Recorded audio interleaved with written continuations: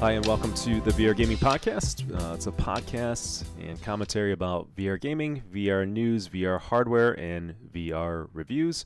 I'm Nick Lane, and with me, as always, is Justin Davis. Justin, man, what's going on? Hey, Nick. There was a big Steam winter sale recently, so I tried a bunch of stuff, and some cool VR mods have come out. So there's a lot that I could talk about. Yeah, the nice thing about winter sales is that you feel like you're saving money, but you just end up spending a ton of money on games. And there's VR games over the last few years that I've bought that I've just never even touched. Me too. Yeah, but my birthday's in December, so I got a $300 worth of Steam gift card. Oh, so I was just like, let me just buy all this shit. Yeah. Dude, that's awesome. All right. Well, happy belated birthday, and thank you. That's a solid gift for you. Mm-hmm. That's the best gift I can get, pretty much. Yeah, so you and I were just talking a little bit before I hit the record button, but I just accepted a new job. I just started a new job, so I'll be working out of town pretty much for the month, and my VR playing has taken a hit.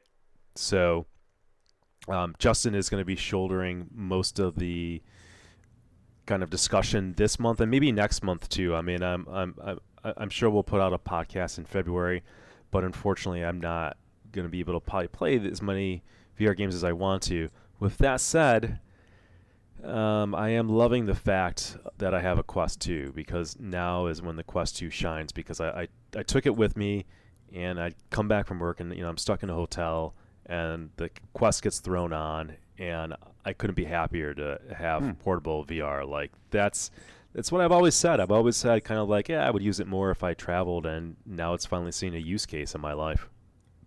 So are you using the Wi-Fi, like hotel Wi-Fi, or are you using your phone?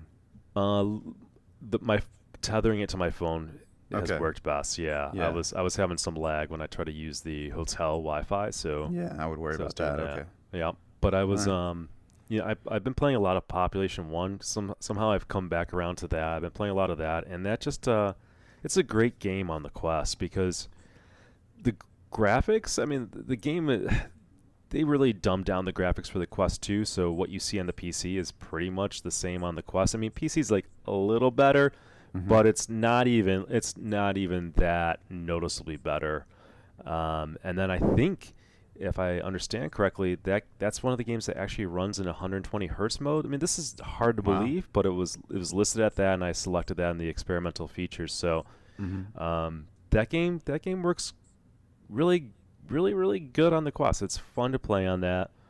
The reloading is better on the Index. I love having cocking the gun by having my hand open and stuff. Like the Quest 2 controllers aren't bad, but I miss my Index controllers. I miss the comfort of the Index.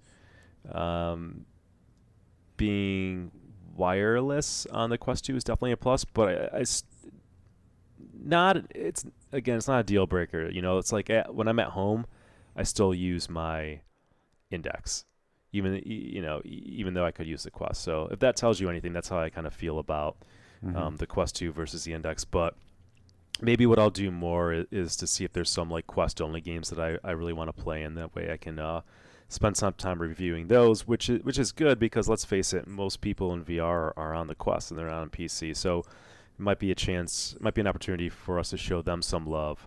But I think the Quest 2 is great. I actually bought all my siblings a Quest 2 for Christmas, which they're probably collecting dust. But I mean, hey, listen, I can lead a horse to water. You're a great brother. Thank you. I'd agree. Yeah.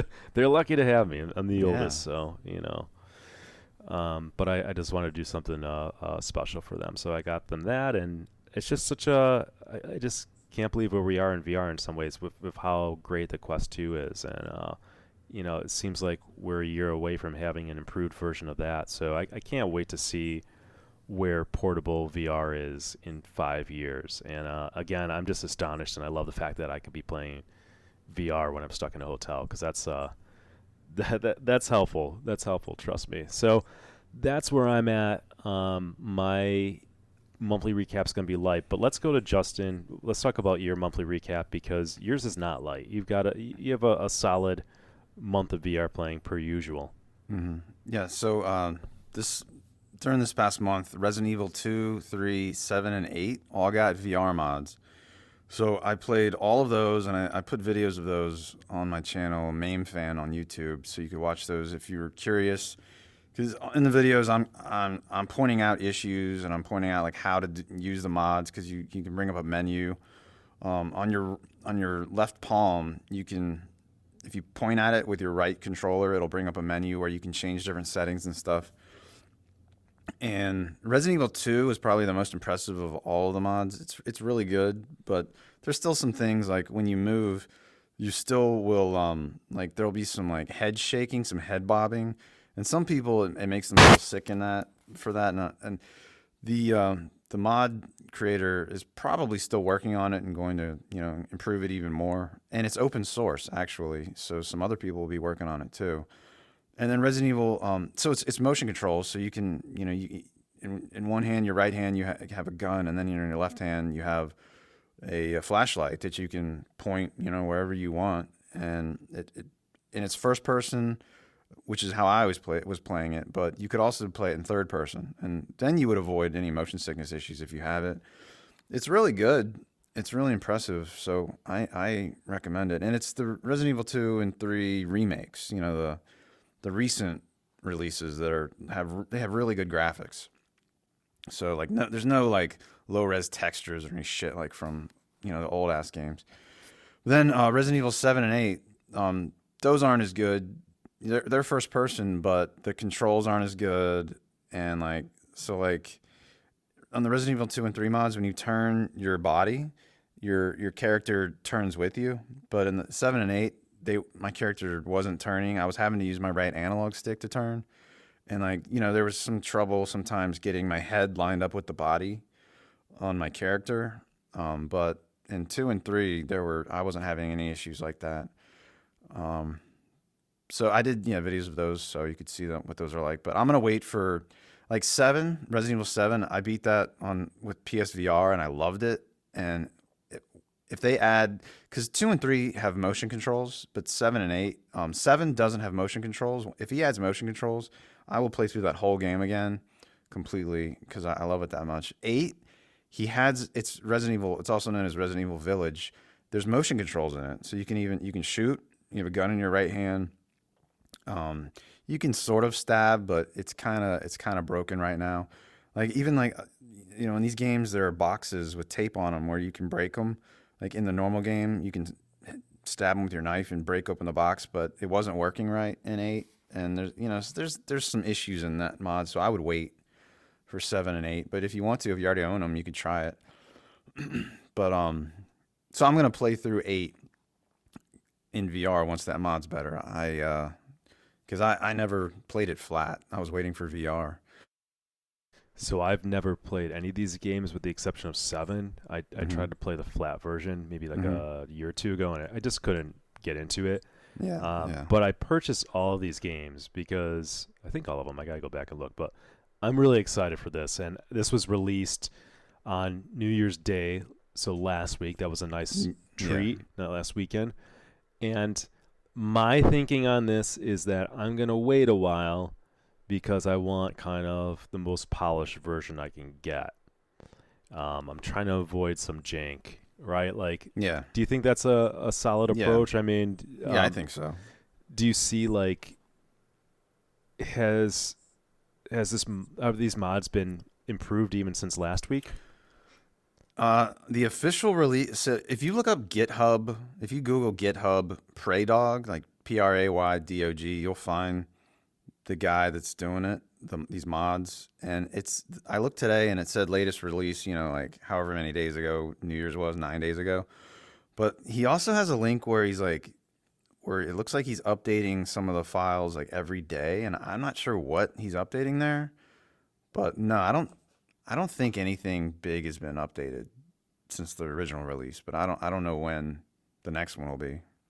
Yeah, in its current state, would you say it's just very playable? Is it just some like a little annoying jank here and there? Or is it good? Yeah. If somebody's eager to jump in, would you recommend them getting it now? Resident Evil 2, yeah. Okay. Resident Evil 3, when you first start, the controls are really weird. when you start Resident Evil 3, you have to use your analog stick, your right analog stick to turn. You can't do any like actual. But once the game starts and you're playing for real, you don't need to use that anymore. You can do all physical turn, and that it seemed good then. Resident Evil 7, you have to use a gamepad or a keyboard and mouse. Resident Evil 8, you can use your motion controllers, but I don't recommend 7 and 8 yet. But 2, I say you could try 2 right now. Okay, awesome. So this is nice that maybe I am busy. So maybe like I won't be tempted like a month from now or something like that. It's gonna be farther along, and I don't know. I'm really I guess I'm so excited to play these. I think these are the type of games that are perfect in VR because I think horror games work great. It's a AAA game. It checks so many boxes. I want the best experience. Whereas like, I had a bad experience with like Doom 3 BFG in many ways, even though I always said, hey, it's worth getting, even though it's janky. But again, it sounds like my patience will pay off. And the nice thing is, I'm going to start with 2 anyway. So by the time I jump into 2 and then want to go to 3 and 7 and 8, they're gonna be in a great state. One would have to imagine. Yeah, one other issue is they're kind of performance heavy. So some people are having a lot of reprojection or having to lower the settings. So you might have to mess with that a little bit. I'm not sure. Yeah, how was it running on? You got a 3090? Yeah, 3080. 3080, I always for forget. me, I left it at 150% Steam super sampling, and I thought I could see some reprojection, but it wasn't too much. And I'm sensitive to reprojection. It bothers me. So, but I was fine. I didn't have to lower settings. And the mod automatically controls the settings like that it needs to have disabled. Stuff like volumetric lighting and things like motion blur, it'll auto do that for you, which is nice so that you don't have to go in and mess with it. Oh, good. So that's been taken into account because some of these games that are modded, it's just like you got to figure that out on your own. You really got to troubleshoot that. But like out of the gate, it's already taken that into account. Okay. Yeah, so I didn't go into settings and mess with any of the in-game settings at all. Yeah. Nice. Yeah. So I'm on a 2080. We'll see. I'll definitely try it out. And allegedly, we're gonna get the 4000 series this year, maybe, which is kind of hilarious because the 3000 series it's non-existent. Oh, and 3090 Ti just got announced. Yeah. Okay. All right. Yeah. Dude. Well, good on you for having that. The 3080. Okay. What else did you play? So, another big mod that came out was Horizon Zero Dawn. So Sony released that on Steam, and I had it for PS4. And that came out in 2017, and I played it a good amount, and I just got tired of it. I don't know. I just got tired of it or bored. I had VR then, and I think I was more interested in VR, so I just was like, whatever. But this came out with this VR mod this month, and I kept hearing good things about it, so I was like, all right, I'll try it. So this was on sale, Horizon Zero Dawn, during the winter sale, so I bought it. And I was skeptical because this is by a guy named Luke Ross. He did a Grand Theft Auto 5 VR mod that I tried, and like it just like it looks weird. It uses this thing, alternate eye rendering, where only one eye gets a new frame, per whatever. I don't know, not second, but so like one eye is seeing an old frame, and then one eye sees a new frame. Then it alternates then the left eye will see the new frame. So what it does is like it's almost like you're kind of seeing some weird reprojection all the time. But even when you're getting 90 frames per second, you'll see something. It's not as fluid as normal 90 frames per second, made for VR game.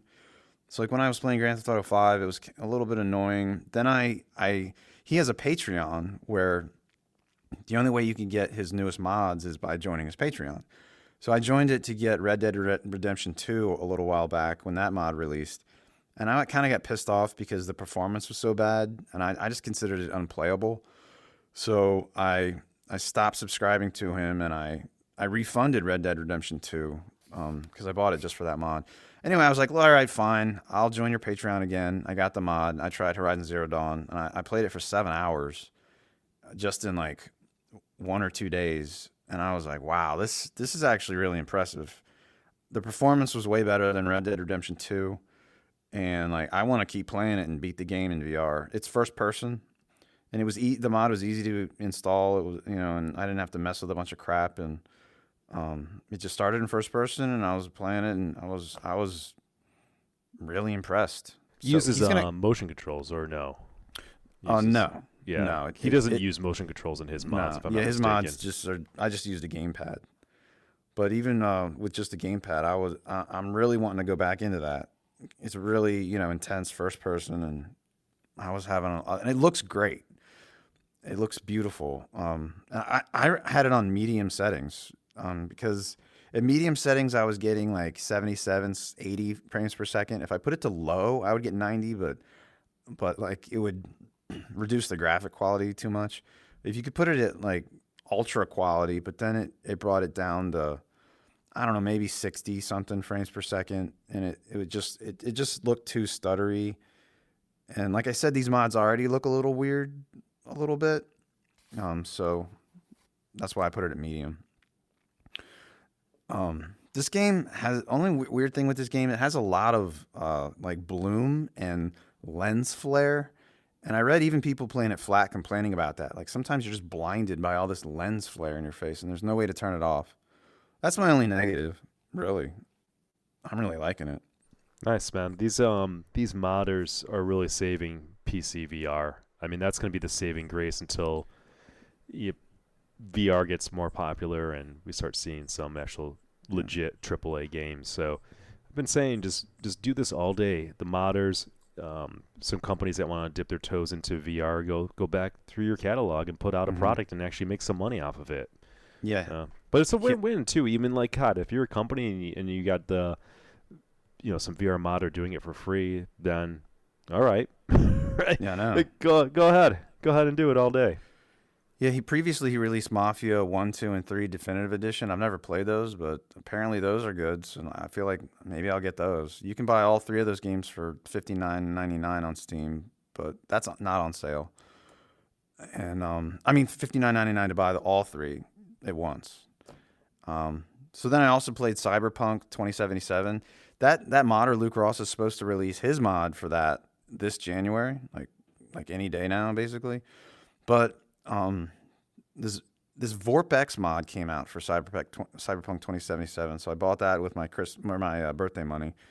And this VorpX mod, I gotta say no. It's free. You don't have to already have VorpX, which costs money. You can just download this free VorpX-based mod, and it was easy as hell to install. And then you can load up Cyberpunk, and the performance was just too bad. It was even on all low settings. It was just really bad reprojection that I couldn't tolerate. And then also the controls were really terrible. It was like when I talked about the Persistence, that game on Steam. The controls were locked. Your forward facing direction was locked to one direction no matter where you turned your head. So it's just unplayable. I don't know why he even bothered to release it like that. Yeah, it's bizarre. Yeah. So the other game, well, of many, Ancient Dungeon VR. I'm gonna talk about this game and do a review of this game today. Lust for Darkness VR. This game, it interested me because it was saying it was erotic and violent and all this. It was even had a warning. This has violent erotica, and I was like, all right, well, I got to see what this is. But it was boring, pretty boring. It took a long time for me to get to any sort of erotica. I got to this scene that looked like it was out of Eyes Wide Shut, where all these people wearing masks. It was just a big orgy. But like the graphics weren't that good, and the game was just kind of basic, just kind of a walking sim where you walk around, triggering things to happen, and little basic puzzles. I don't recommend that. Then this game, Paper Fire Rookie, I bought because it was like $1. It used to be called Paperville Panic or something. I don't recommend that. It was teleport only. The controls weren't good. Then Jetborne Racing. It's a multiplayer racing game where you're piloting jets and like racing. And I expected it to be fast. It was by the VTOL VR developer, I think, and it just felt really slow and also hard to control for me. So I refunded it. And I also refunded Lust for Darkness, and I refunded Paper Fire Rookie. Then Hinge VR, that's like this atmospheric horror game. I don't know. It sort of seems like it's some sort of roguelike game because you die and then you start over. And it seems the graphics are really nice and it seems interesting, so I'm sticking with it. But I have so many games, I don't know if I'm going to be able to get back to it. You know what my thing is, like when somebody's like, "Oh, it's a roguelike game and it's like a Dark Souls." To me, I feel like that's this mechanism that game developers use for not creating a lot of content. Like, oh, you just play the shit over that you just played again, and it just gets a little harder, and it just doesn't work on me.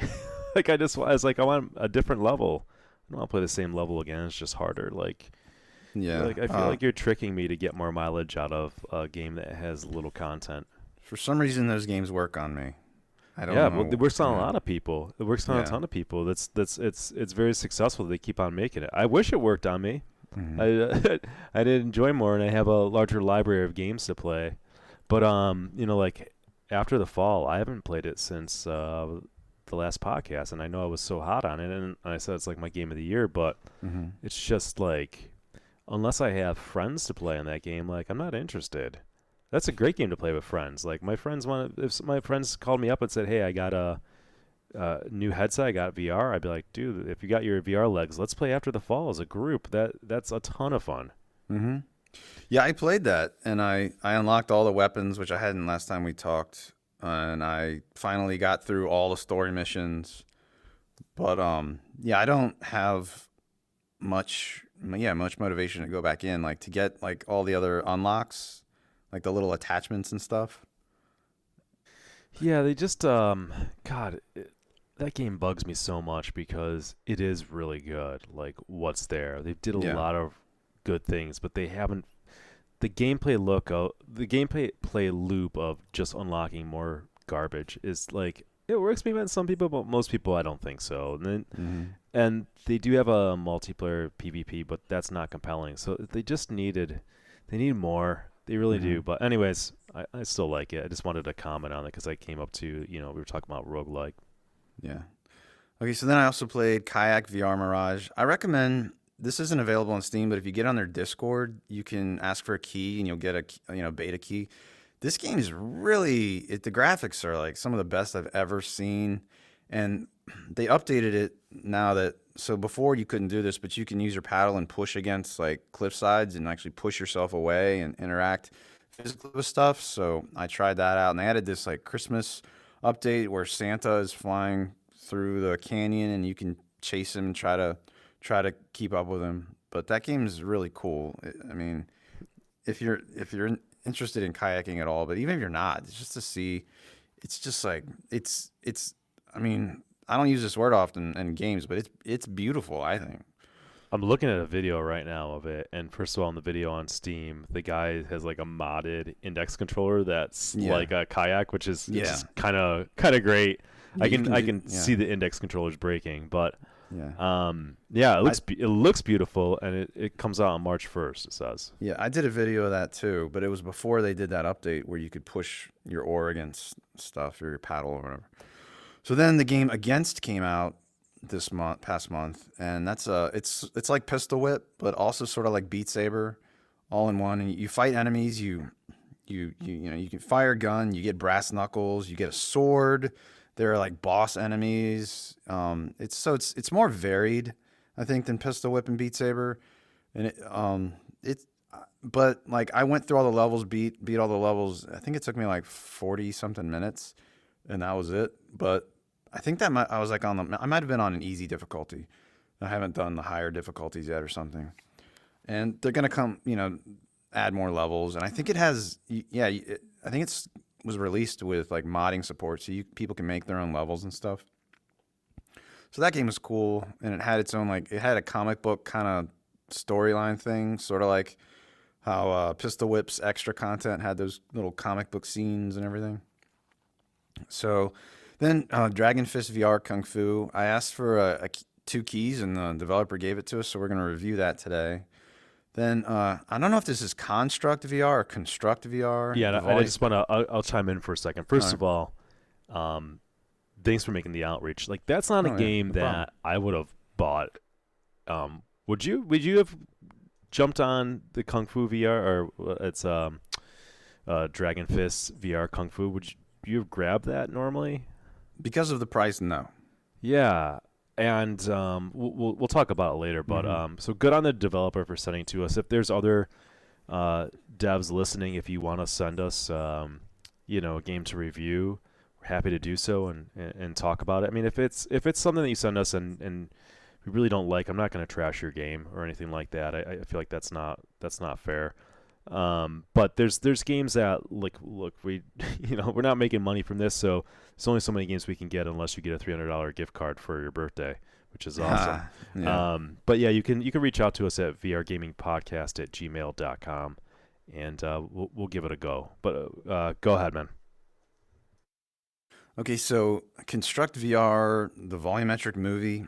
It's only a 7-minute volumetric movie for like $2 and something. I just wanted to try it. There's a free demo for it too.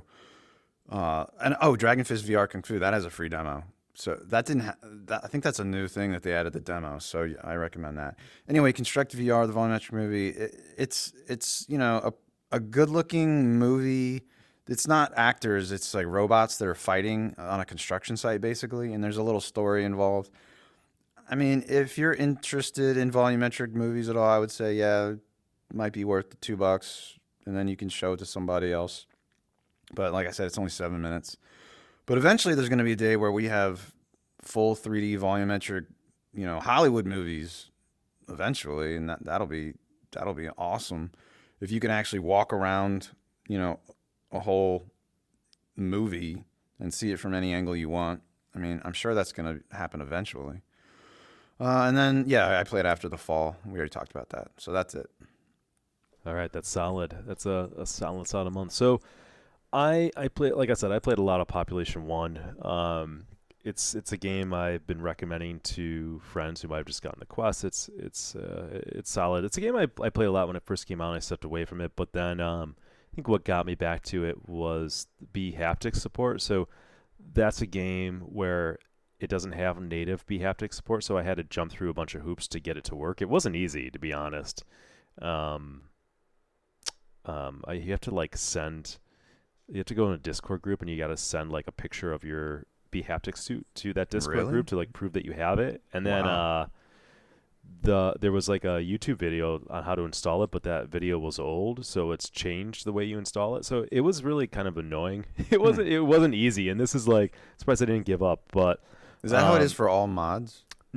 like the B haptics ones? Yeah, B haptics. No, this was the only one where I had to jump through hoops Oh, okay. to get to work. So most of the games, at least all the ones that I play other than this, have native support, and it is super easy it just works. It's a beautiful thing. Sorry if you just said that. No, Did that's you? that's Oh, okay. no. This is there's some games where you got to use mods, but I haven't played those games. Pop One is the only one, and it's probably because it's like a Facebook game and all that stuff. So I'm sure that there's some politics or whatever into why they don't have native support, but it works well. I actually find with the B haptics, like, that game has like haptics for everything. So like it has haptics for like even like reloading or like shooting your gun, and I don't like my vest shaking when I'm shooting the gun, because if everything's doing haptics on the vest, then it's indistinguishable from being shot. Yeah. So you can go into like there's like a file in there, right? And you just kind of change the parameters of it to like false or true if you want it to turn off. And that's what I did. But I've got it in a good place.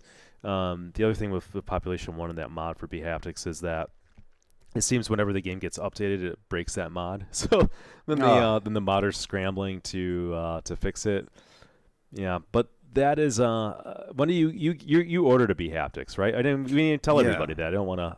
I don't know if we're gonna make a special announcement, but I ordered it, and the shipping date is January 10th. What is that, tomorrow? all right. Oh, nice, man. You're gonna get it like 3 days from then. It comes quick.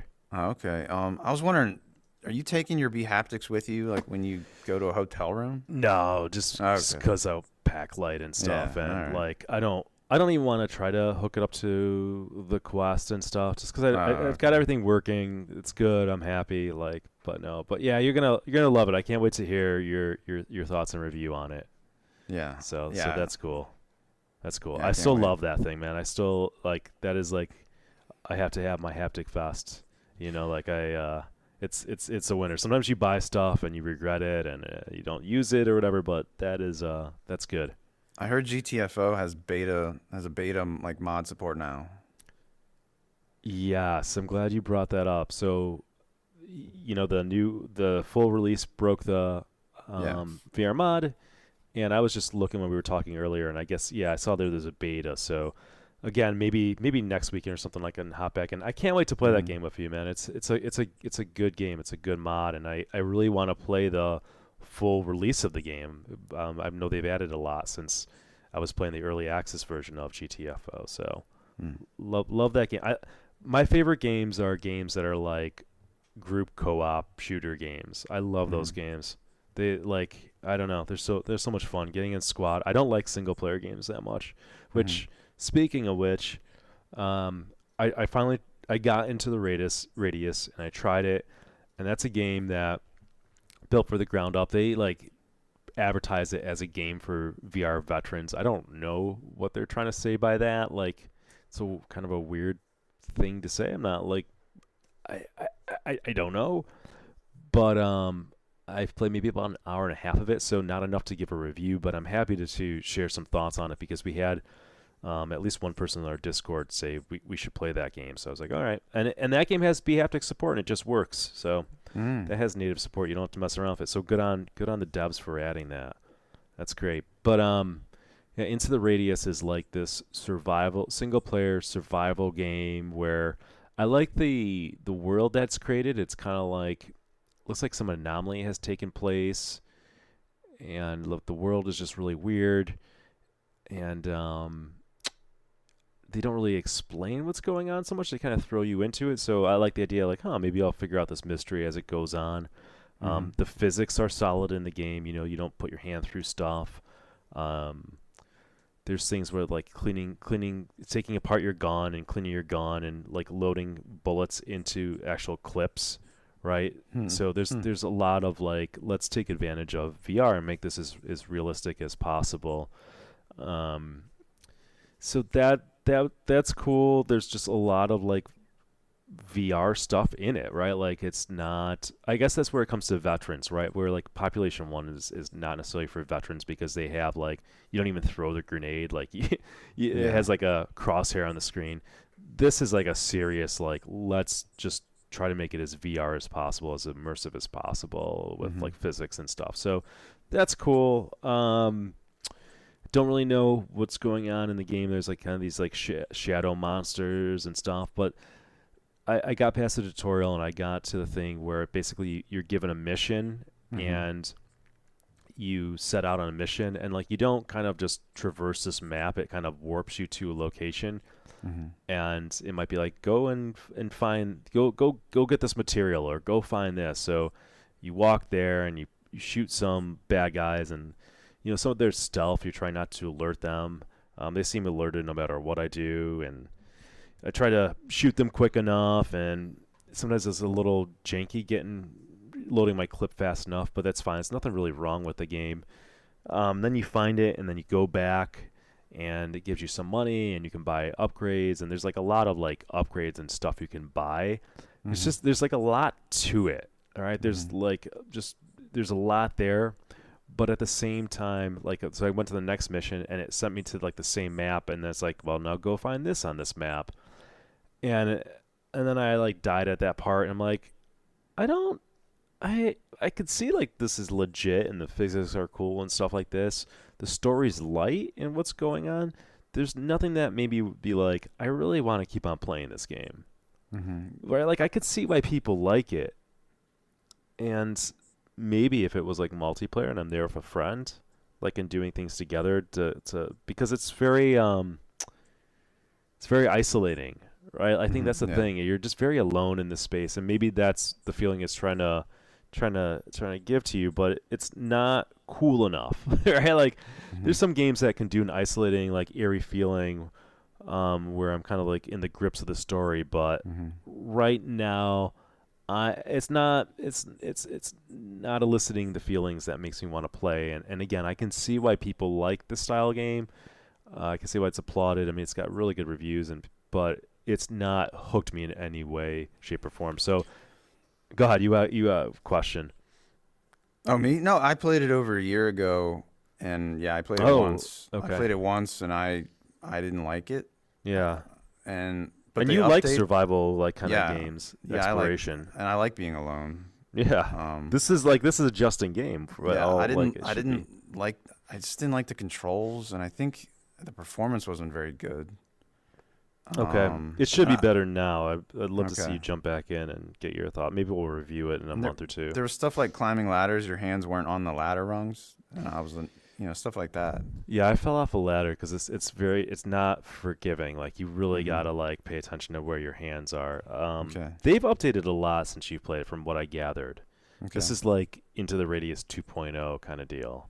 Okay. So there's some significant changes. I'd be curious to see if you feel any different about the game. All I did was I did the tutorial. Then there was this part where they gave me a map on like the back of a Jeep or something, and then I had to go in the woods, and I think I ended up getting lost, and I didn't know what I was doing, and I just kind of gave up. I don't know. Yeah, I can see that. Like, there's just, it's got like the foundation framework, and it's got a good premise, and I think this is just an indie game with pretty big ambitions, but maybe not enough of a studio or a team to really develop this. And what it feels like to me is just kind of a very empty experience. Now, people who like survival and they like the things that you were saying, I can see them getting into it, and like people who crave like, oh, I can clean my gun, and when I clean my gun, I've got to put it in like, I don't know, a vise, and then I've got to grab the spray, and I got to spray it down, and then I got to like take a paper towel, and then I got to take like a stick, and I got to put that on there, and then I got to ram it in back and forth. Like, I do not like all that. yeah, No. exactly. And I'm sort of like, all right, this is okay, but like I need something else. Like, I really need an amazing, compelling story with characters, something. Not just doing that to do that, and then I go to point A to point B, and I see these shadow monsters, I shoot them, and I pick something up and I take it back. It's just like, this is a shell of something that could be amazing, but at the end of the day, it's a shell. But I'm going against the grain saying that because I don't know, I have to look up on Steam. Like, it's let's see what this is. I mean, first of all, it's $30.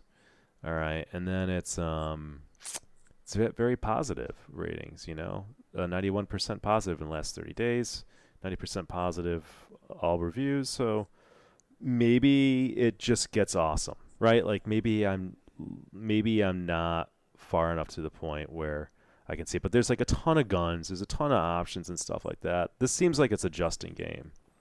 Let me see. In 90, yeah, all reviews says 90, and recent 91. I bet I would like this. This would be a game if like you could play with a buddy and kind of go through this together. I bet I would like it more. Yeah. I bet it. It's just too boring for myself. I always I'm like, whereas like you're geared for solitary games and puzzles, I'm geared towards like cooperative multiplayer game. That's my thing. So everybody could take that with a grain of salt before they get mad at me for rag on this game. But that's why it's not an official review. I think maybe I'll slowly play this over time. We'll see if I can motivate myself back into it, especially since I paid like $30 for it. All right, and then I also played Cookout because again, my siblings got VR, and I think like that's a great game to play with people who just got VR. It's really fun. All right, let's get to the we spent a lot of time talking about what we played. that's pretty solid. Let's get to the news. So yeah, the big news this month was PSVR 2 was officially announced by Sony, and that's the name, PlayStation VR 2, because we didn't know the actual name yet. And they announced the specs. And if you Googled PSVR 2 blog, you'd see Sony's blog where they give all their information about it. So it's going to be 4K HDR OLED. Nowadays almost all screens are LCD, so now they're going back to OLED. So Nice. you got to That's assume good news. Yeah, That's this good will news. have better blacks and maybe better colors. OLED is the way to go now that they can get back to it and Yeah. work from the parameters because LCDs tend to be faster switching, and maybe Sony, figure out a way to make OLEDs, change their pixels faster. I don't know. I don't know. So they say 110-degree field of view. I'm not sure what they said for the original PlayStation VR, and they don't say whether that's diagonal or horizontal or I would assume diagonal. I don't know. It says and foveated rendering, but they don't specify what they mean by that, because foveated rendering could just be fixed, or it could be eye tracked. They don't say. So the resolution is 2000 by 2040 per eye, and it'll do 90 and 120 hertz. So they already showed the controllers before, so I don't really need to talk about that. It's going to have inside-out tracking. That wasn't confirmed before, so you won't need an external camera. nice. Unlike PSVR. So it has infrared LEDs on the controllers, and there'll be 4 cameras on the headset to do the inside-out tracking. It'll have it has eye tracking, so it's going to have eye tracking. But then they only talk about so a simple look can create an additional input for the game character, and this allows players to interact more intuitively in new and lifelike ways. But they don't ever connect that in this blog with the foveated rendering they mentioned. That would be nice if they have eye-tracked foveated rendering. Did we get a release date yet? No release date. No release date. Not even this year, like kind of indication, or no? That's a good question. We've already I think they've said 2022. I think, but I'm not. I don't know if that's been an assumption. I'm not seeing 2022 in this blog. So, oh wait, no, it's just saying it's my great pleasure to start off 2022 with news. So maybe they're trying to, in case something happens, maybe they can push it to 2023. I don't know. So it's going to be late 2022 at best, I would think. It's going to have headset feedback, so it'll have built-in motor for vibrations in the headset. So they say, like if an object passes close to the character's head or the thrust of a vehicle as the character speeds forward, the headset will vibrate. I like that. Sure. That seems like now that you meant, I never thought about that. Mm-hmm. Right? We talked about the Beat Haptics, and we talked about Beat Haptics has kind of like a feedback thing you can get for the head, but yeah, why not put some haptics in the headset if you can? It doesn't make it super heavy. Yeah, and if it's automatically built in, the developers they'll probably most of them will actually make use of it. Yeah, agreed. Versus some third party thing. Of course, they're saying whatever this means. Tempest 3D audio tech makes sounds in the player's surroundings come alive. So this is just marketing speak here. Then they're going to have the haptic feedback and adaptive triggers on those controllers that the PS5 controllers have. I've never had a PS5, so I don't know what that's like, but people have said it's awesome. So then they have their little specifications table. It says lens separation is adjustable, but I heard it's a single OLED panel. This blog doesn't say about that, but I read that somewhere else. I don't know how they know that, but it'll have adjustable physical IPD, which did PlayStation VR have that? I can't even remember now. I haven't used that thing in so long. I think it was only software IPD, not physical. Yeah. So this is better. Oh yeah, and it'll just be a single USB-C cable. And that's like max, I think 10 gigabytes or bits per second. So I think that's kind of low. I don't know. And whereas like a DisplayPort will go a lot higher and HDMI will go a lot higher. So hopefully that's enough that they don't have to compress the image or anything. I don't know. And some people have also speculated if it's just a USB Type C cable, is there any chance that this headset will be usable on a PC? So a lot of motherboards have USB Type C input. Like that would be cool. Yeah, I'm surprised they haven't figured out with everything that's in this headset the way to just cast to the headset and have it being wireless. Yeah, yeah. Maybe that'll be some separate purchase. Cause well, if they had wireless, these things would be too expensive. They're trying to sell this to console gamers.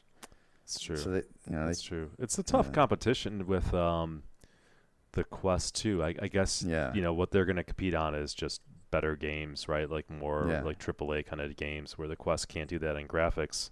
yeah. It's an HD. I mean, I don't know of any other HDR panel, and it's OLED, so they can say we have the best image. It's higher Yeah. res.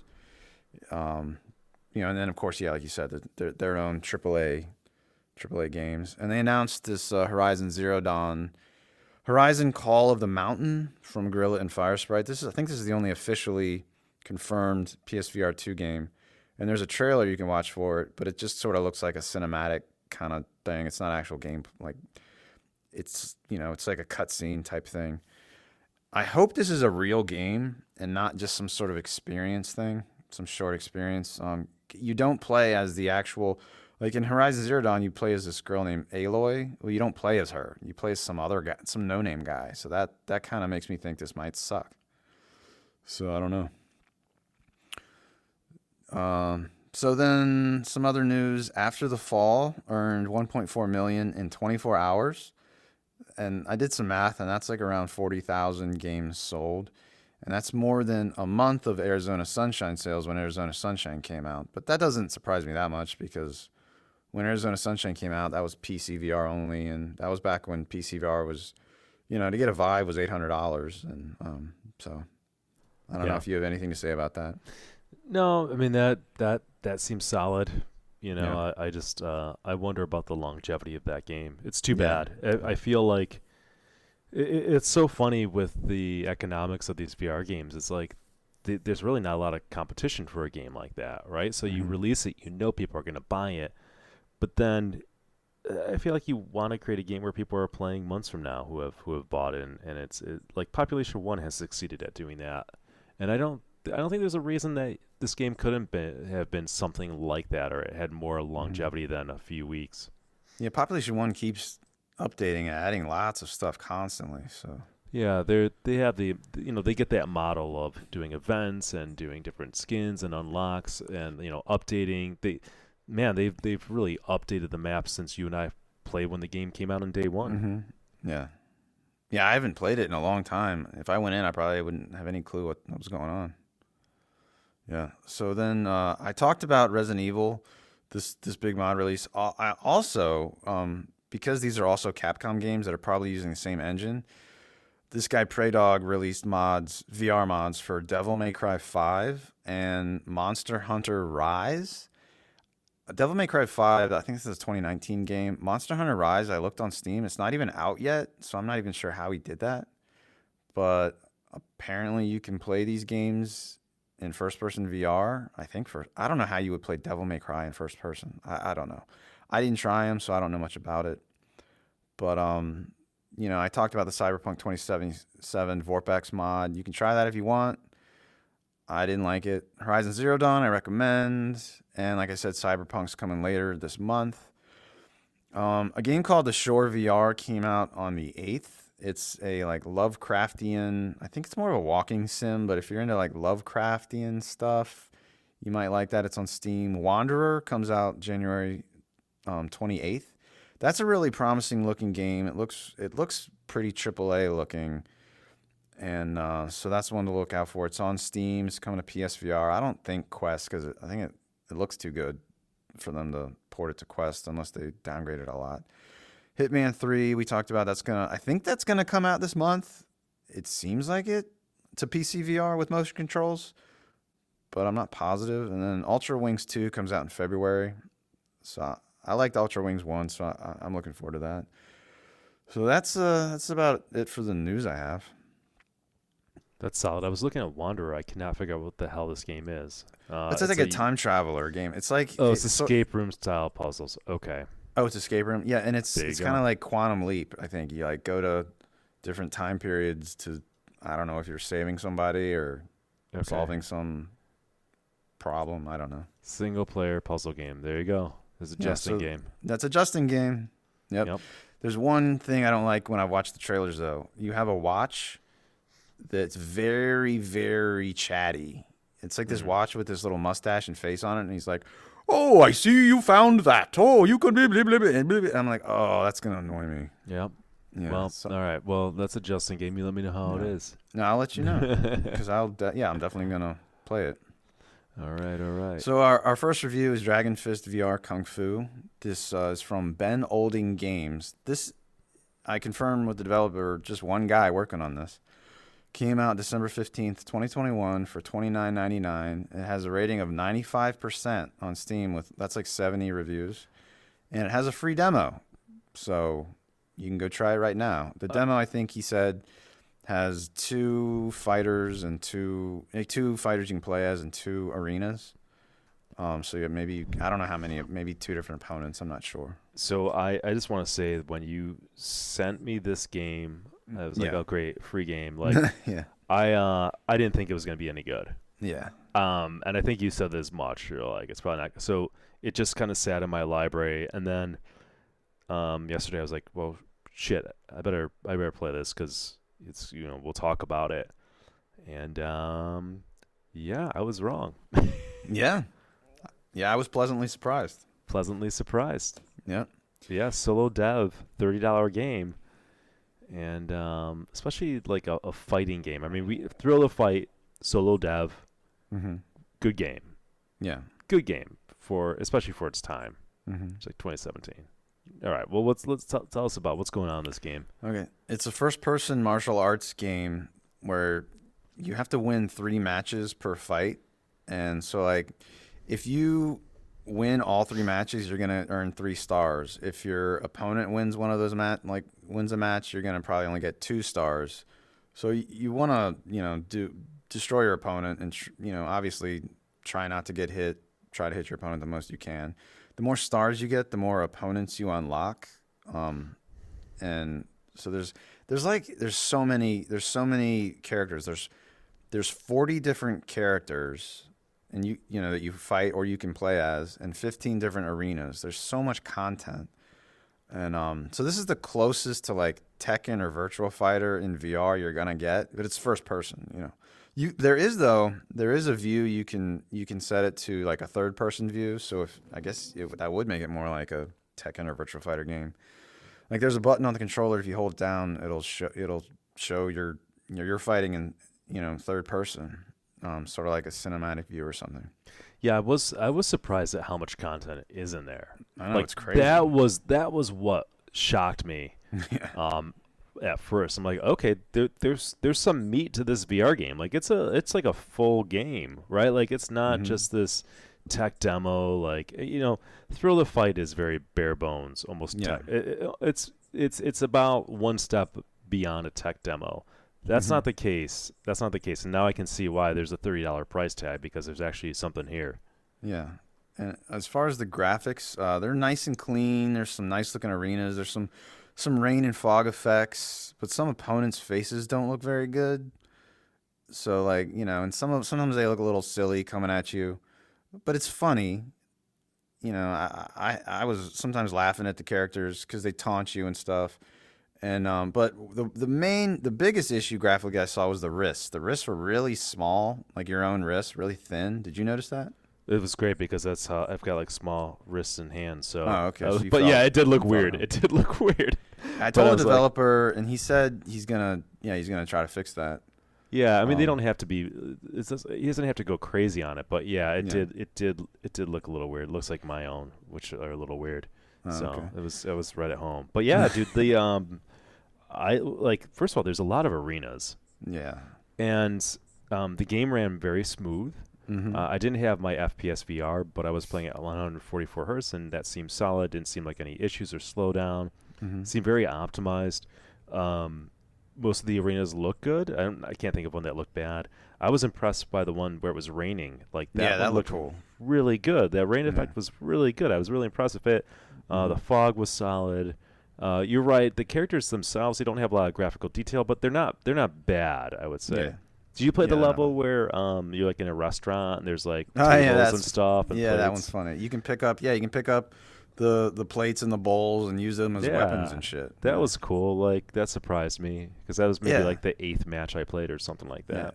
And you go up the steps and then jump off of them and kick them, while you're jumping and Oh, stuff. I didn't even try that, so that Yeah. was a nice surprise. Yeah, it just kept on. Like I was pleasantly surprised at the amount of content that's in there, and then like there's a lot of different characters to choose, and different characters have different attributes. They have like special moves, and they Yeah. have like other attributes that kind of affect what's going on in the fight. So I was like, God damn, this is a legit game, I know.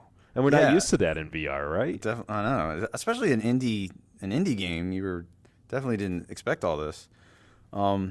Yeah, some of the characters have hats on, like a Raiden hat. When I first played the game, I was like, well, once you pick that character, I was like, well, now my view is blocked by this guy's hat. But then I played it again and I realized, oh, there's a setting, and there's a lot of settings that are helpful. And one of them is you can make hats invisible.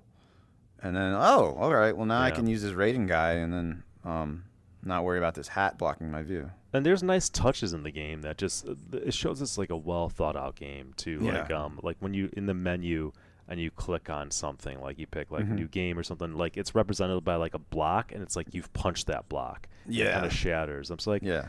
they don't have to. They could just been a click, but like no, they Mhm. went in, like the developer Ben went in Yeah. and did that, and like this is a guy that has put a lot of great thought into this game. I mean, I can see why it's doing well. I was so surprised when I looked at the store and saw all these reviews and the positive ones. I was like, all right, I feel like I've wasted my time not playing it sooner. Yeah. Yeah. So, and as far as the sound and the music, so one thing I liked is when you go to choose your character, it goes, choose your character. And it made me feel like I was playing Mortal Kombat or something. But then I wanted some Mortal Kombat type music playing during that when I was picking my character. But he said he's thinking about, he needs to like, now that he has some money from making this game, he's going to hire a composer to make some man, more that's music. Awesome. Yeah, I thought the but- music was pretty solid in the game, but I Yeah. know what you're saying. Yeah, during the fight, yeah, like there's this kind of like Mortal Kombat like drum music during the fights, and I liked it a lot. I don't know if it's what do you call that music? I don't know, but I would say this: it fit. It didn't seem Yeah. out of place, and it Yeah. wasn't distracting, and it wasn't bad, and it was just like I thought in my head, like this is solid. This fits in well. Like again, Yeah. like it's one thing to make a game, but the developer's making good choices, right? Like Mhm. he's got good taste. He knows what works. Like I'm just really impressed. There's games that are made by multiple people, and this game is just way better than those games. It's kind of Yeah. amazing. This guy's Yeah. talented. Definitely. And every match, yeah, the character fighting talks some shit to you at the beginning. That and was I a like nice that. touch. Yeah, Yeah. that was a nice touch. It was, again, in like VR game, single developer, I wasn't expecting that. The I voice know. acting wasn't terrible. It was Yeah. okay, but like Yeah. it was a nice touch, was seeing the mouth move and some talking some shit, and it Yeah. just adds to it. It's like, my God, I can only imagine what this game would be. You get this guy as like a project manager of it, and like you give him a team. Like know. it'd be amazing. Like I know. it is good. Like it's really good, but like you can just imagine, man, if he can do this alone, what if he had a real budget and a team working on it? I know. So then controls, you use the left analog stick to walk around because these arenas are actually big. Like you could, Yeah. you could jump around and like it could take you a while to get around the whole arena. And then you right analog stick, left and right to turn. But if you press down on the right analog stick, he'll do a kick. If you press up, I think he'll jump. And you can even run. Did you know, like, if you hold forward and then swing your arms, he'll run. So I kept trying to run and then do a jumping kick right into people's face. I could land it sometimes, but kind of hard to land. Yeah. They gave me I saw the tips would pop up and it would let Yeah. you know that you can do that. So yeah, it's kind of cool. It's just like you move your arms when you're walking around, and it works. It just works. Yeah, and you can punch them like anywhere in their body, even their legs, and then it'll make them like not walk as well. You can poke them in the eye gouge them, and then like they'll go blind temporarily. That's my favorite move. Yeah. It's Yeah, awesome. It's cool, and like the way that the game works with like the feedback on that. I mean, first of all, the tutorial was pretty solid. It wasn't Yeah. too long. It let you know the basics. But yeah, like if you poke them in the eye, like the characters have a reaction to it as well, but they also Yeah. have some text that will pop up in the game, and this is like a dicey situation, right? When you have some text pop up Mm-hmm. in a game in VR, but it was never bad. It was like an icon showing that they're blinded, just in case you didn't know. It Yeah. lets you know when you've done a bunch of combos, so it's never intrusive. It doesn't take away from the immersion of the game. Yeah. Yeah, and it has index finger tracking, so like you could point your fingers however you want. If you want to poke them with a single finger, I think it did, right? If you Yeah, could it did point, have index yeah, finger tracking, and the fingers yeah, always look a little weird because yeah, depending on how your index is behaving that day, yeah, and drumming yeah, on it. But yeah, like I loved poking him in the eye. That was like my go-to move. yeah. So you could do an open-handed slap. I kept slapping people a lot. Sometimes you can Yeah. obviously do a fist. You do the chop, and you The can also chop, like yeah. hit him with the palm of your hand, which I was having trouble Yeah. doing that. I think with the angle of like the way the Uh-huh. index was, because Okay. during the tutorial it wasn't registering as kind of palming him. I had to almost do an exaggerated one. Yeah. But yeah, I mean, it recognizes like a punch, like a chop, a palm. Like it's legit. And a lot of the opponents are women. So, I mean, it's kind of, obviously you're never beating up women in life, but when you're in VR beating up women, it's kind of funny. I was laughing while I was doing it just cuz it's so odd to I don't know, do you feel odd beating up women? It did strike me as like I'm fighting a woman. And now, like, look, I mean, like, God, there's a million 2D fighting games where Yeah, that's their totally characters are different. females and you don't think twice, but there's something Yeah. about punching a woman. Now she's trying to hit me, so it's Yeah. I think it's fair. But Yeah, it's fair. yeah. No, I say like they're maybe half and half, women and men, and Yeah. sometimes you're fighting more than one opponent too. Like Yes. there's ones where like, it might be fighting like 3 ninjas or something Yeah. like that, which gets Yeah. frantic. Yeah, that's yeah, like I think was the first one like that? Was it in the foggy bamboo forest or something maybe? There's one like that, and all the opponents have like their kind of an original style to them, so they are Mhm. differentiated, which is great. Like they have their own personalities. And one thing that I had trouble with was the special moves. Did you Yes. struggle with that? Yeah, because you had to get your hands in this perfect pose to be able to trigger that. So your hands have to be in this. Each character has a different pose they have to do, and then you press the A button on your right controller when you have the pose of your left and right hand right, and like it might say like not enough, and I think that means you haven't built up your special move meter That's enough. what that means. Yeah. Yeah. But like, yeah, so I would struggle, getting the right pose. But like, I got to use it a lot. I don't know. I tried like 3 or 4 different characters, and they all had their own unique special move. Like one could freeze time, slow time, and then while time's frozen, I could beat the shit out of my opponent. Another one was like shooting, like like size or something. Another one, I can't even, what was it? He had a power where he could blind his opponent, and cause a high damage strike to the head. And I saw another guy I fought. He turned his whole body like metallic. That was his special. Maybe it made him have better defense, more powerful. I don't know. There's all sorts of crazy stuff. Yeah, and that again surprised me. It's like, oh my God, there's special moves in there. It was again, it was tricky triggering them or getting it to work, and I would sometimes hit the wrong controller button and pause the game, and it was a little clunky. But maybe I'll get better at it over time or something. But it's cool that it's there. I was trying to think of what is a better way to implement these special moves, because you can't just make it a button press. Right. So I think he's probably got the right idea. Maybe just like the sensitivity needs to come, like the having it so perfect. Yeah. Right. I think like I was like stuck on the tutorial where I had to do the special move. Were you stuck there at all? Like Yeah, I kept on doing it wrong. Yeah, I think I was, yeah. Yeah, and I think it's just like I think it just needs a little tweaking. Like I like his concept of like, okay, you to enact it, you need to, have your hands in a certain position. That's fine. It's maybe just how sensitive it is. Yeah. Maybe that's it, because that's the one like frustrating point in this game where I can like criticize a little bit. I love that there's special moves. I love the way he has it implemented. I think it just needs to be tweaked to make it a little easier to do. But yeah, definitely have it so like you have your hands in a certain position. That's fine. His idea is perfect. Yeah. Okay, so as far as immersion, it has really good physics. I was testing everything, like all the walls and all the objects, and my hands were colliding with everything and couldn't just go through them. And like every object, I could knock it off by hitting it. I don't know if you tested that. I did not. Well, the Okay. one where I was able to test it is like the restaurant was more obvious, right? Oh Like I yeah, saw yeah. my opponent like walk into the chair, and he didn't just like Hmm. clip through it or get stuck. He like kind of Yeah, knocked it over. I was like, oh shit, okay, well this game just surprised me again. yeah, yeah. So then you can block everything with your arms. So like I'm doing a lot of blocking. Like something like I'll block and then punch or block and then slap and hands. Like yeah, they don't pass like in the bamboo forest. My hands while I was fighting, like my hand would end up hitting one of the bamboo shoots. So and I'd hear it hit, Oh, and I'd be that's like, oh cool. shit, I'm too close to this bamboo. So yeah, that was cool.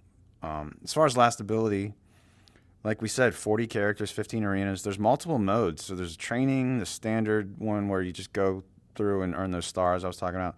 Then there's arcade, and this one you just keep going through enemies, and like I think they just keep coming, and it's like until you die, until you run out of health. And then there's a ninja mode where you fight. It's like I tried that, and there was like 6 ninjas I was fighting all at once. Um, and they just keep dropping in out of the ceiling. Like you kill some and more drop in, and it's just how many ninjas can you kill. And then there are more modes that I haven't even unlocked because you have to like progress further in the game. I played this game for at least 2 hours, probably more, and I haven't unlocked everything, even come close to unlocking everything because I have a lot more opponents to beat. And he said he's working on a spectate mode for viewers, so they'll see that third person spectate camera if they're watching like on a TV. Oh, nice. So Um, yeah, I'd like to see like a replay feature as well. And yeah, I that would be was cool. curious if this game had haptics because it seems like a perfect one, and it doesn't. But he said it's something that looks like he's going to be working on it, or it sounds Oh, like he's going B to put that in. haptics. Yeah, Oh, okay. yeah. Hmm. There's so like in the settings, there's a God, that thing would be for like awesome. yeah, it makes perfect sense, right? Like in the settings, there's a thing for haptics, but I got excited. It's not B haptics, but he did comment on it. Somebody Mm. asked, so it would be awesome. This would be a perfect game for the B haptic fest. And sometimes to be honest, I wasn't always sure when I was getting hit. Hmm. It is a little confusing with like the indicators. I started getting better at recognizing when I'm doing damage and what's kind of happening on the screen. Because sometimes when we have like a really good hit, time Hmm. kind of slows down, which is Yeah. again, it's a cool effect. Like Yeah. a lot of good decision making that Ben made when he's made this game. I couldn't always tell when I was getting hit because sometimes it gets a little frantic. Yeah. Yeah, I Um, agree. but I That. think B haptics would solve that 100%. Like you would know you were getting hit. Well, would you want to end up buying like all those extra B haptics, the face thing and the arm? Because then, like when you block with your arm, you would feel it on your arm. I don't I'm not ready to go to that. Like know. I think the best The does. best, You're, okay. you're right. You're right though. I mean, this would probably be a great game to showcase and make an Mhm. argument for all that stuff. Yeah. Somebody who's like got a big budget and like absolutely loves this game. Like they're the customer for all that other stuff. This is maybe like the perfect game to showcase all these other accessories in addition to the vest. Yeah. Yeah. So rating. I don't know. Do we take the price into account or no? Yeah, I think so. I think Okay. you could say price. I always do like Blast On. I think I gave like a really good rating, but it's also $9.99. I thought it was a great value. So yeah, go Yeah. with the price. Yeah. It's $29.99. Even it has 40 characters, 15 arenas. I still feel like that's just like a little bit too high. I don't know. I said to him maybe $20, but like after I played it more, I was like, oh shit, there's so much in this game. So I don't know, maybe 25. I think 30 is a little bit too much for an indie game. I don't know, but I give this. I think I give this an 8.5. I don't know. Yeah, I hear what you're saying. $30. Is this game worth $30? I don't know. Um, it's so weird trying to price a game out like this, but you're right. It's like the indie game made by one person, $30. Oh God! And there's so many good. I mean, it's even more impressive that one person did this and almost justifies that price tag. So I don't think I think it's definitely worth $30, but I think Mm-hmm. I'd be more enthusiastic if this game was like 19.99. I'd be like, holy shit, Yeah. this is just like everybody grab it. I think when you get to 30, then some people are going to drop off. And I think he'd probably be better suited to get this game in many hands as possible, because it is really good and it really kind of showcases like that this game can work well in VR. Because I don't think it doesn't really have any competition except for Thrill the Fight, and this is better than that. Yeah. I mean, Thrill the Fight was like $9.99 when I bought it. This game has 3 times the content of Thrill of the Fight in terms of arena and characters. So I don't think $30 is crazy. I just think it's like there's not a lot of $30 games in VR. Yeah. And if I get a rating specifically for fighting games, there's still the Fight, there's Creed, there's this. I don't know what else there is. There's like some VFR game that I've never played. I've never tried. I know what you're talking about. Yeah, though. I think that's probably not very good. Like this would be like a higher rating. Like this is like I would rather play this than any of those other games. Yeah, So me too. And I really liked Thrill the Fight. That was great. But yeah, this is the next evolution. I think in fighting Mhm. games, I was really impressive. I think again, $30 is probably the upper limit. I'm not necessarily saying wait for it's on sale. You know, if you like the idea of this game, then by all means go out and grab it. If you're like, maybe, then hey, even grab it or play the demo and see, or definitely get it on sale. But I think it's a great game. I'm gonna give him a 9. Okay. Maybe it's a little generous, but I'm just so damn impressed, and I want to encourage good developers like this, and I'll definitely play more of this game. I want to unlock things and hop in there. How many hours am I going to get out of it? I've played for an hour. I don't know, maybe 5 or 6, maybe. I'm not a guy that sticks to a game for too long in VR. It seems, unless it's like a multiplayer game. Mm-hmm. But yeah, I'm impressed, and especially I think it's gonna be fun with haptic support. Yeah, that would be awesome, man. But this game was a really, really nice surprise. So I'm glad you reached out. I'm glad, Ben, you're smart, man, for hooking us up, because you got a great game on your hands. So keep it up, man. Nicely done. Everyone should get the demo. Everyone should get the Definitely. demo. It's free, and then I wouldn't be surprised if you go out and buy the game after playing the demo. So it's Yeah. win-win Yeah. for everybody. Yeah, I was sharing the demo information in some Discords. So yeah. Nice. And I'll give a plug. Join our Discord channel. Come in and say Mhm. hi. You can find the link for that on our Twitter page, VR Gaming Podcast. Check it out. Come chat with Justin and I, and there's a good group in there. So, all right. And you, the next game is a game that you played, but I have not played. So take the wheel. Yeah, Ancient Dungeon VR. This is by Eric Thullen. So this might be a single dev too. I mean, it's just one guy's name there. November 3rd, 2021 is when it came out for $19.99. It has a 98 on Steam. It's also on Quest App Lab or SideQuest. So it's a procedurally generated roguelite dungeon crawler. Just what you want. I know, man. I want a really good dungeon. I want Diablo Yeah. VR. Mm-hmm. Playing with friends. That's what I want. Like, not there though. Yeah, this is single player roguelite. Opening. So there's an opening area where you start out, and there's like this librarian guy there, and he talks to you. It's all text based though, and tells you some information, a little bit of story, and there behind him are these things on the wall that you later realize this is where like everything you've learned, all the journal pages you found, all the items you found, that's where they're all going to be like cataloged. So it's called the library basically, and then there's a blacksmith there, and he'll give you weapons and stuff. So that's just the starting area. Then there's a hole that you can drop down into, and that's how you get into the dungeon. And when you first start this game, you're going to start with a sword and a throwing knife, and eventually you can get more stuff. So this game has lots of different enemies. I don't know. There might be 50 different enemies I've seen, and lots of traps. It reminds me of Spelunky. Did you ever play Spelunky? No, I have not. That's a famous roguelike game that it's just really brutally hard, and there are traps everywhere. Like things that shoot out spears at you and spikes and just enemies that are just relentless. This has shopkeepers, and I learned, but if you attack the shopkeeper, he's going to destroy you, and that's what happens in Spelunky too.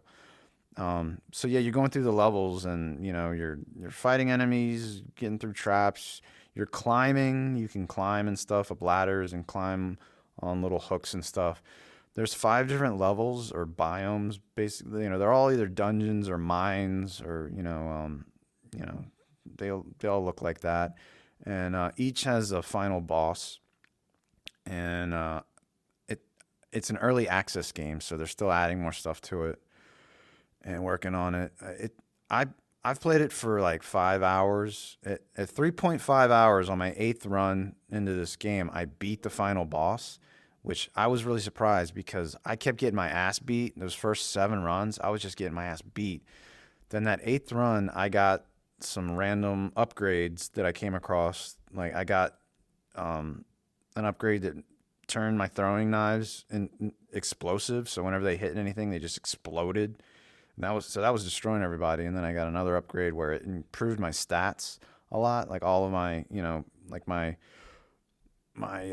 damage inflicting and my critical chance and all this stuff. So then I just barely made it and killed the final boss with like maybe a half a heart remaining. So then I was like, well, is that all there is to this game? But then when I went back to that opening library blacksmith area, there's tons more stuff that I can unlock and upgrade. So the main drawback with this game are the graphics.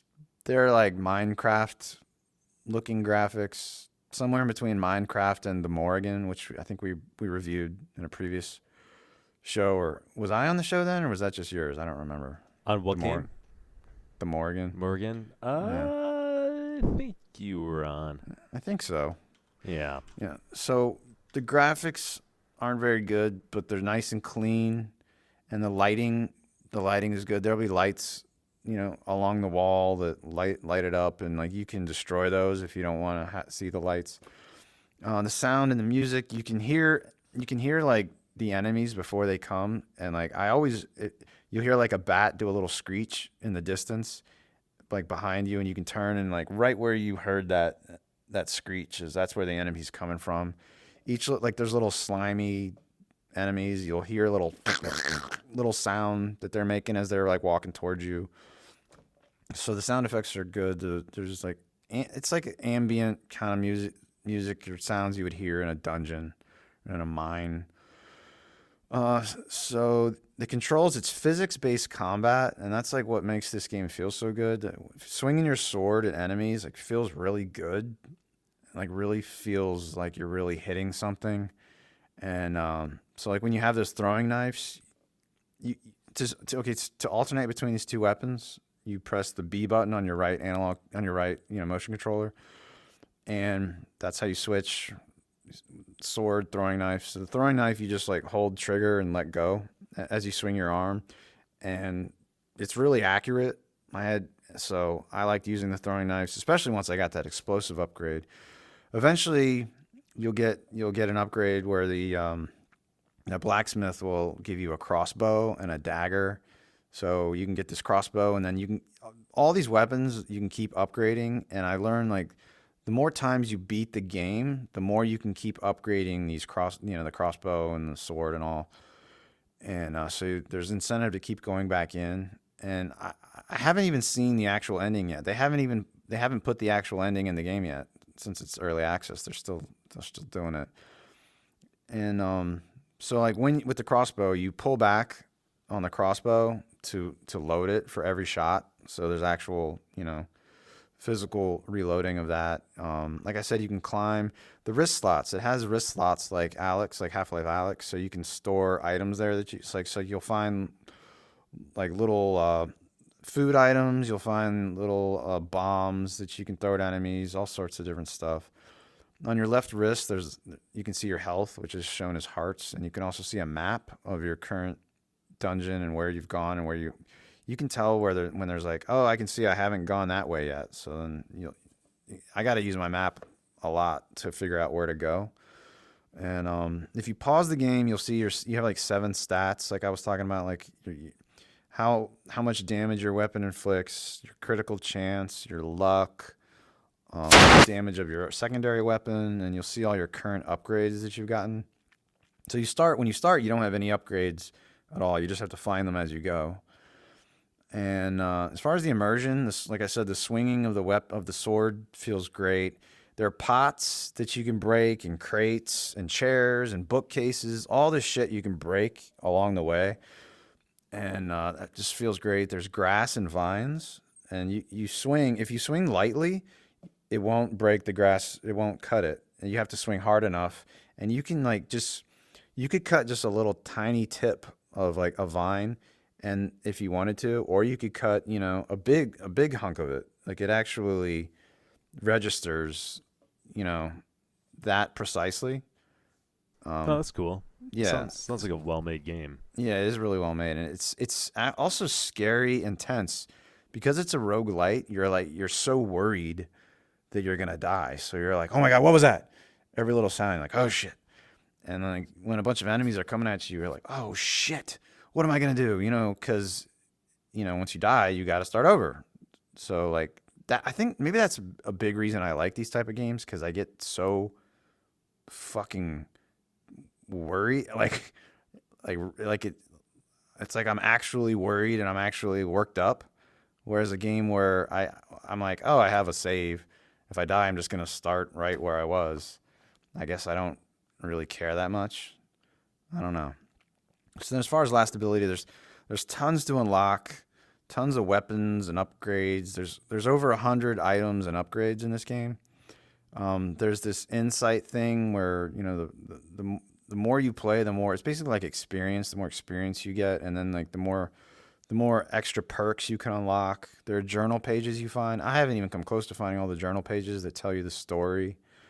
And there's milestones. It's kind of like achievements, like Steam, but the milestones are built into the game. They're on a wall in that opening area. There are secrets. So like you'll go through the dungeon and you might see, hey, that wall looks like a little bit different.